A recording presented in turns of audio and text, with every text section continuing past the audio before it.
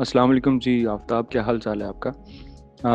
अच्छा जी। प्रोजेक्ट्स नहीं मिल रहे आपको फाइवर और इसके अलावा जो दूसरी मार्केट प्लेसेस हैं, इसकी बहुत सारी वजूहात हो सकती हैं।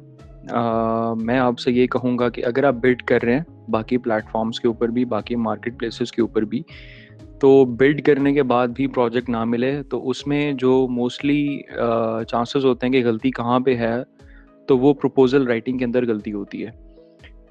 तो उसके लिए आपको अपनी प्रपोज़ल राइटिंग बड़ी स्ट्रॉन्ग करनी पड़ेगी और यू नीड टू इस तरह की हो कि it will get you stand out, जो कि बाकी प्रपोज़ल्स किसी क्लाइंट के पास आ रहे हैं।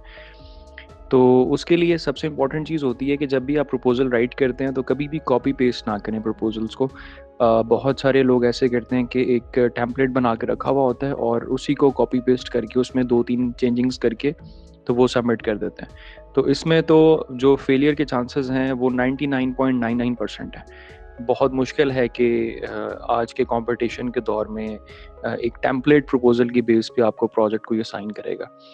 तो इसका सबसे अच्छा मेथड ये होता है कि आप जिस भी प्रोजेक्ट पे पोस्ट करने जा रहे हैं, प्रपोज़ल राइट करने जा रहे हैं, उसको थोरोली अंडरस्टैंड करें, उसको अच्छे तरीके से अंडरस्टैंड करें, उसको उस प्रोजेक्ट को समझने की कोशिश करें, और ये देखें कि उस क्लाइंट का जो मसला है वो मसला क्या है और आपके पास उसका क्या सॉल्यूशन है।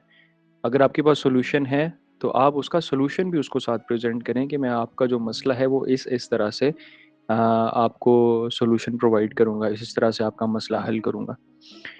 और उससे क्वेश्चंस पूछें उस प्रपोज़ल के अंदर, क्योंकि जो प्रपोज़ल्स होते हैं उसमें कभी भी सारी की सारी डिटेल्स नहीं होती। क्लाइंट जितना भी उसको डिस्क्राइब कर दे, उसमें हमेशा क्वेश्चंस के गैप्स होते हैं। तो आपके अगर आप उस स्पेसिफिक डोमेन के अंदर एक्सपर्ट हैं तो लाज़मी आपके ज़हन में कुछ ना कुछ क्वेश्चंस आएँगे।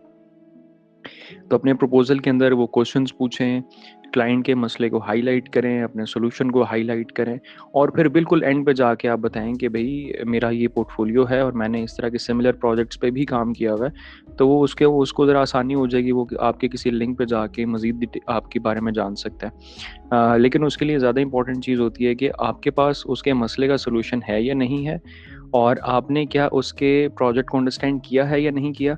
तो वो अंडरस्टैंडिंग वाला जो एलिमेंट है वो आपके क्वेश्चन से पता चल जाता है। तो ऐसा हो नहीं सकता वैसे कि मैं भी प्रपोज़ल्स वगैरह सेंड करता हूँ। हाँ, बहुत सारे प्रोजेक्ट से रिप्लाई नहीं आता, लेकिन ऐसा तो कभी नहीं हुआ कि 100% मुझे रिस्पॉन्स ना आए।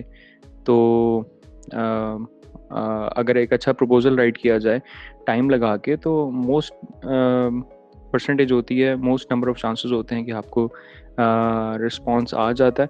और जब क्लाइंट आपके इनबॉक्स में आ जाता है और अगर उसके बाद वो आपको प्रोजेक्ट प्लेस ना करे, फिर उसमें भी हमारी ही गलती होती है क्योंकि हम उसको कन्विंस नहीं कर पाए, हम उसकी बात को समझ नहीं पाए। तो जब क्लाइंट आपके इनबॉक्स में आ गया, फिर तो सारे के सारे आपकी कम्युनिकेशन की गेम है। अगर जितनी अच्छी आपकी कम्युनिकेशन है, जितना अच्छा आप उसको कन्विंस कर सकते हैं, आप उसको ट्रस्ट दिलवा सकते हैं, वो आप पे ट्रस्ट करे, तो वहाँ पे आपकी प्रोफाइल्स और वो सारा कुछ पीछे रह जाता है, वहाँ पे सारी कम्युनिकेशन आपकी चल रही होती है। सो ये कुछ चीज़ें हैं, इन चीज़ों को देख लें और उसके बाद बताएँ कि आपके पास क्या रिज़ल्ट्स हैं।